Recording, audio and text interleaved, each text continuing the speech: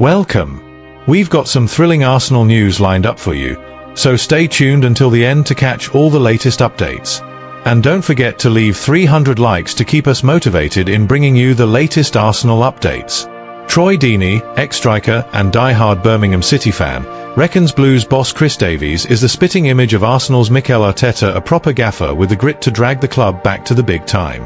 After cutting his teeth as a coach at Celtic, Leicester and Spurs, Davies landed his first senior gig at St Andrew's Knighthead Park last summer following relegation to League One. He smashed it, romping to the third-tier title with a record 111 EFL points, but life in the Championship has been a bumpier ride. A flyer start gave way to a grim run of 2 wins in 9 between August and October, whispers of the sack swirling, and even talk of Wolves' old boy Gary O'Neill as a replacement. Back-to-back 4-0 home thrashings of Portsmouth and Millwall steadied the ship, though Saturday's 2-1 loss at Middlesbrough was a sobering reminder that the Jarbs far from done. Blues sit 11th, 4 points off the playoffs. On the Keep Right On podcast, Deeney lavished praise on Davies' relentless standards, saying the 40-year-old mirrors Arteta's never-satisfied hunger, his pushing everyone to be better than they think they can be, even when we're winning. Last season's League One stroll bred complacency. You could turn up at 70% and still batter sides like Peterborough, but the Championship levels everyone up, and Deeney insists the squad needed a mental reset. Chris has that old-school keep going, keep fighting mentality with modern coaching. Now train how you play, respect the opposition but know we're better and we'll find a way to win. Amazon's behind-the-scenes doc only hammers it home. Davies' fire and Arteta's mirror each other. With owner Tom Wagner gunning for back-to-back promotions, the pressure's on, but Deeney's adamant, he's the man the players just need to raise their game to match him. Granit Xhaka speaks out on Arsenal about forced to settle for a point in thrilling 2-2 draw with Sunderland amid refereeing storm. Sunderland held Arsenal to a pulsating 2-2 draw at the Stadium of Light, leaving Mikel Arteta and the travelling Gunners fuming over a string of contentious refereeing calls.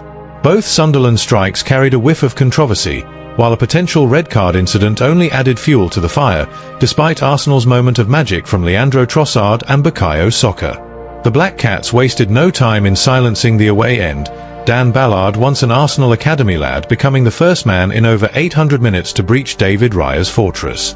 The towering centre-half showed a striker's poise, cushioning Nordi Mukiel's header from Robin Rouf's wicked free-kick before slotting home with ice-cool composure. The Gunners refused to lie down. With roughly 35 minutes left on the clock, they turned the screw and looked to have nicked all 3 points when Trossard unleashed a venomous drive from the edge of the box that arrowed into the top bins, followed by Saka's clinical finish to make it 2-1. Yet this is the Premier League, where leads are never safe. Sunderland, unbeaten on home soil all campaign, struck back in stoppage-time heartbreak as substitute Brian Brobby pounced like a proper poacher after Arsenal again failed to deal with a lofted ball into the mixer. The equaliser stemmed from Ballard winning the initial aerial duel. Sunderland skipper Granit Xhaka was full of praise for Bukayo Saka afterwards. Saka is a top-class player, his movement is hard to read and his finishing is lethal.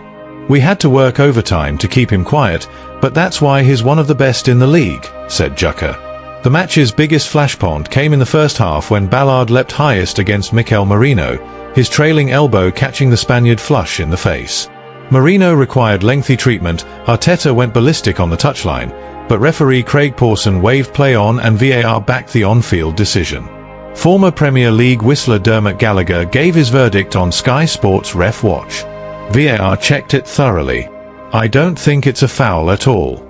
He's using his arm to hold his position, perfectly legitimate. Actually, it's Merino who runs into him. Contact happens every few seconds in football. The free kick that led to Ballard's opener also raised eyebrows. Martin Zubimendi was pinged for a foul on the edge of the box and booked, ending Arsenal's clean sheet streak. Gallagher sympathised, I think he's terribly unlucky to give away the free kick, never mind the yellow. It looked a harsh call, possibly the ref misread the challenge entirely. With the dust settling on a breathless afternoon in the northeast, Arsenal must dust themselves down ahead of a massive North London derby. Sunderland march on with their unbeaten home record intact and their giant-killing reputation growing. Another reminder that in the Prem, no lead is safe, no decision is straightforward, and every moment can shape a season. Arsenal's set-piece wizardry, dodgy transfer tittle-tattle, and Spurs ticket tiff, a proper Premier League pantomime. If the football journalists scribbling for our papers and the bloggers chasing the mainstream tide were genuinely keen on proper news rather than fairy tales, they'd leave their columns blank or bang on about tactics. Trouble is, as mates in the press often moan, tactics are seen as a bit of a turn-off for punters in many outlets, so that's a non-starter. Mind you, we do get the odd tactical nugget, like Arsenal's set-piece dominance now lauded the world over, as ESPN put it. Fair play, they pointed out that plenty of other clubs are clocking how the Gunners go about their business. Even that fairly obvious idea has a touch of the absurd, mind witness headlines such as how Premier League sides are nicking NFL tricks for dead ball success. Still, when one club is tearing up the Prem with a few tweaks to the side and the game plan, everyone wants the lowdown on why. That's Arsenal right now. Any outfit chasing a European spot is keeping tabs on what the others are up to.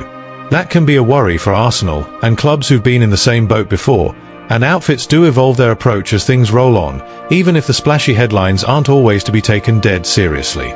Take Mikel Arteta draws Stoke City comparison and says that's the aim. Pull the other one. Each of these yarns tends to last one match, most are too daft to stretch further, and the longer Arsenal stay top of the pile, the trickier it gets to churn out fresh tales that fit the mould. Of course, most of the press still aren't ready to call Arsenal champions, let alone before a ball's been kicked. But journos and their editors generally treat readers with a bit of contempt, which is why they happily pump out transfer gossip, 97% of which turns out to be utter tosh. In the commentary stakes, Tottenham remain in a lower league altogether, with evergreen nonsense like Spurs fans blame unaffordable tickets for flat atmosphere. That one's been doing the rounds forever. Even the FSA has waded in with exploiting our loyalty Spurs slammed for matchday prices. Their Champions League return pulled crowds of 54,755 and 49,565 for home ties against Villarreal and Copenhagen. Chat around Spurs is that sky-high prices don't just thin the gate, they mean the punters who do turn up aren't the ones belting out the loudest tunes and whipping up the best racket. The pricing row seems to stem from the perfectly sensible fact that Tottenham Hotspur slashed Europa League ticket costs last term, but now they're back in the Champions League, they've jacked them up again and the faithful aren't chuffed.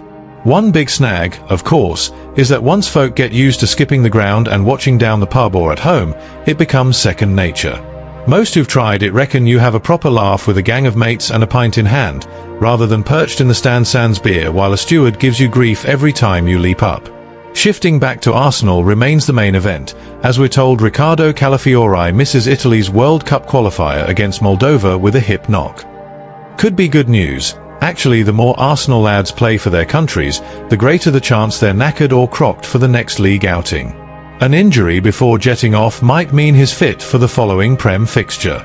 Sometimes the tales feel over-egged, though like some distance away, where Norway's gaffer gives an Odegaard injury update in Football Talk. Might be spot on, might be cobblers. We'll see how it pans out. Thanks for watching Arsenal Time. If you enjoyed this content, don't forget to like, share, and leave a comment below. Continue following the Gunners' journey with us, and see you in the next video. Come on, you Gunners!